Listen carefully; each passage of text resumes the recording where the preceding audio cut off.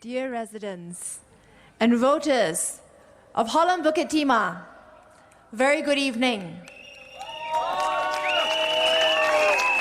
We have come to the final night of the campaign, and on this evening, I wish to renew my commitment to our residents. You are the reason why I and my teammates are here. You are the reason why we press on. For the last 4.5 years, I have put my heart and soul into serving our community. And I can say that I have never had a more absorbing job. Over the course of more than 250 estate visits, I have knocked on more than 10,000 doors. I have held our residents' hands when they were ill or when there were bereavements in their family, and I've also celebrated with them during happy times. Why do we do this? Because I believe in making our community a caring home, and I believe that a team of committed and effective MPs can make it happen. This is part of what makes Singapore special. Yes, MPs can debate and take part in lawmaking in Parliament, but politics in Singapore can be and should be about doing more. It is not just about making speeches and election promises. The GE campaign lasts only 9 days. But year in, year out, we build community spirit, we look out for the disadvantaged, support those in need, and fight on the side of each and every resident who approaches us with a genuine problem or grievance. The work we do might not attract the glare of the limelight, but it is my passion. We don't just talk about compassion. We take compassion and care and translate it into concrete action.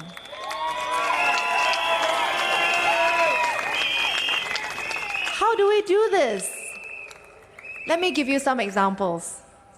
A couple of years ago, some of the residents who were planting on state land near Clementi Avenue 4 found themselves being evicted by the SLA.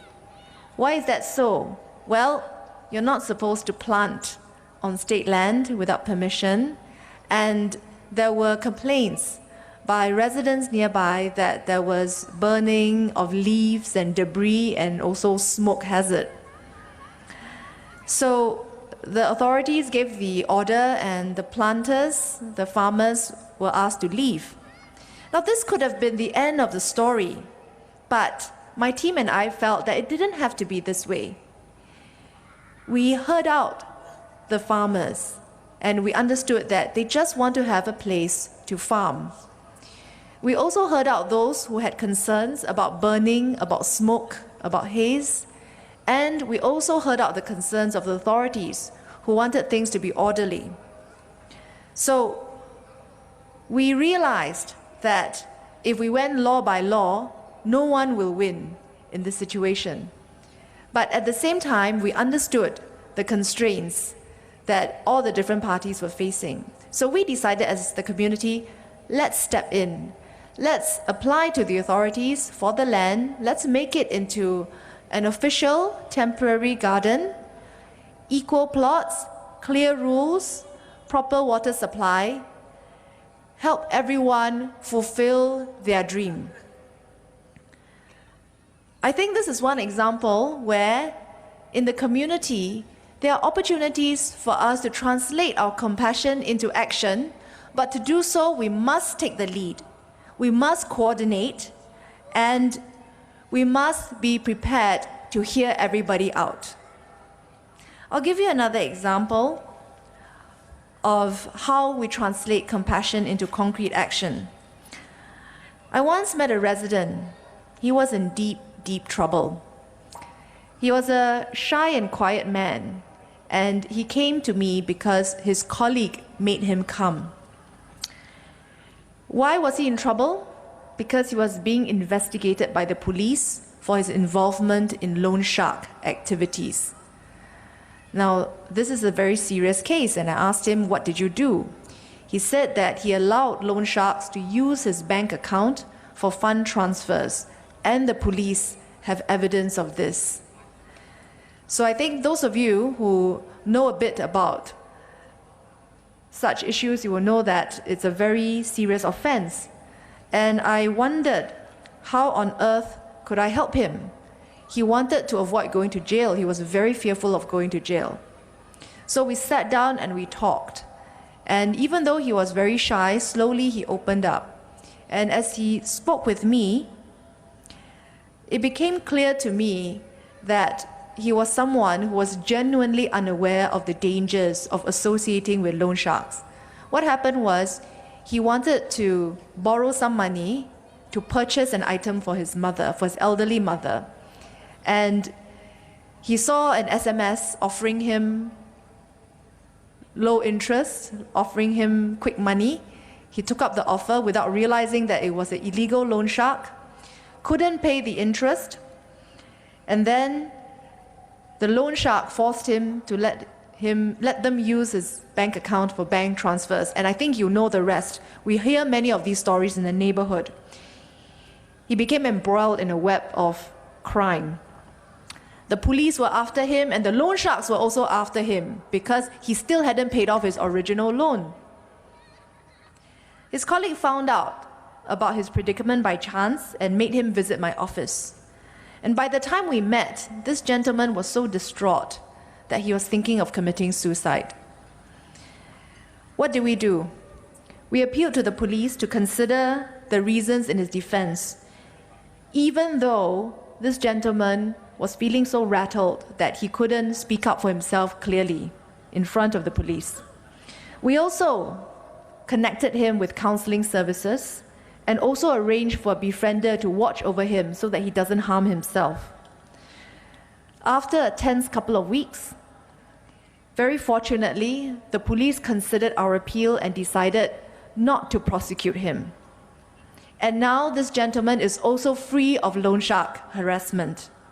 And every time I see him in the community, he waves at me and he's calm and happy. Sometimes people do fall into trouble, and sometimes they can't speak up for themselves, and this is where we can come in. We champion compassion and flexibility, even if it's under very difficult circumstances and even if it's within the scope of well-established rules and laws. So here's an example of how we translate compassion into real action. But that's not all. That's not all. Our residents have a lot of compassion. Our residents have a lot of good ideas. We as MPs very often helm feedback sessions. Like the ones we did during the Our Singapore conversation, we also helm and organize dialogue sessions to gather feedback and inputs that go into policy making. We heard our residents' concerns about healthcare costs, especially when they are of an older age. And this is the reason why the government made MediShield Life, which is coming in November. We heard our residents' concerns about having more pathways for success, about equipping the next generation with the skills to face competition in the world. And this is the reason why we have Skills Future.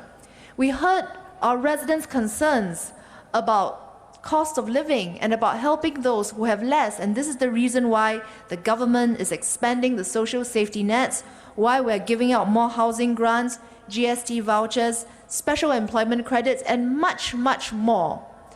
So being a conduit so that our ideas and our concerns can be heard, this is another way in which we translate compassion into action. We also bring together those who care and who want to help, and we match them with those who need help. We did one project like that very recently in Bukit Timah. We call it the Elder Care Project.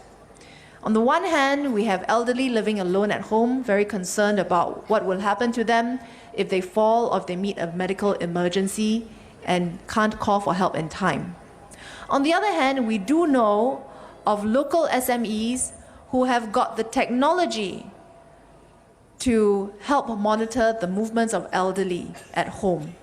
And on the other hand, we also found a corporate donor who wanted to donate to a worthy cause and to do something in support of our aging society. So what we did was we put all these parties together. We also brought in a healthcare partner so that they can do assessments for the elderly at home, reduce their fall risks. And this bringing together of different parties, this weaving together of different needs and concerns, this is another way in which we translate our compassion into concrete action. Of course, we also plan ahead at the local level, make our homes even better. We have brought the Neighborhood Renewal Program to To'i and the Home Improvement Program and lift upgrading to our residents at Clementi Avenue 6, not to mention other forms of repairs and redecoration elsewhere in our division. We have successfully applied for estate upgrading program in the Totak estate, and I look forward to upgrading more of our older private estates as well. We are looking forward to the new rail corridor. We hope to introduce a new youth services center in Bukit Timah to complement services we already have for older residents, and we plan to expand childcare provision. Dear residents, the PAP sees MPs as much more than voices in Parliament. We are also a listening ear, a shoulder to lean on, and someone who lends a helping hand and get you back on your feet with dignity. This is part of what keeps our politics special, and this is what keeps Singapore special. Of course, the MPs cannot do it alone. We are supported by hundreds, literally hundreds of volunteers who also believe in this vision. Our volunteers write letters, organize activities, befriend those in need. Many of our volunteers are here tonight, and many of our residents have benefited from our volunteers and also told us that you want to volunteer and join us. I want to thank all of you for your dedicated service. Ladies and gentlemen, on the 11th of September, let us vote to keep Holland Bukit Timah special, and let us vote to keep Singapore special. Majulah Singapura! 亲爱的荷兰五级芝麻的选民和居民朋友们，大家晚上好。对于人民行动党，一个议员不单单是国会里面的一把声音，一个议员他还要改善社区设施，帮助在人生路上一时跌倒的居民，而且时常还得为大家排忧解难。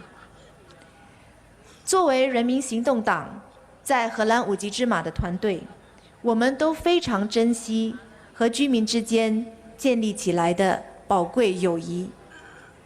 我们相信居民们给予我们很大的委托，我们呢也必须报以最大的努力。和大家一路走来，不可或缺的是我们许许多多基层义工的贡献。他们很多呢都在今天这个大操场上。我们的义工不辞劳苦，他们在放工时间过后，或者是和家人相聚之余，拨出他们自己宝贵的时间，来帮助我们的居民，替我们的居民解决问题，或者替我们的居民组织各类的活动，让我们的社区变得更加有凝聚力，也让我们更加的有方向感。所以呢，在这个时刻，我要非常郑重的感谢我们所有的基层义工们，你们辛苦了。我也要感谢那些从居民变成义工，继续为社会奉献的所有的女士们、先生们。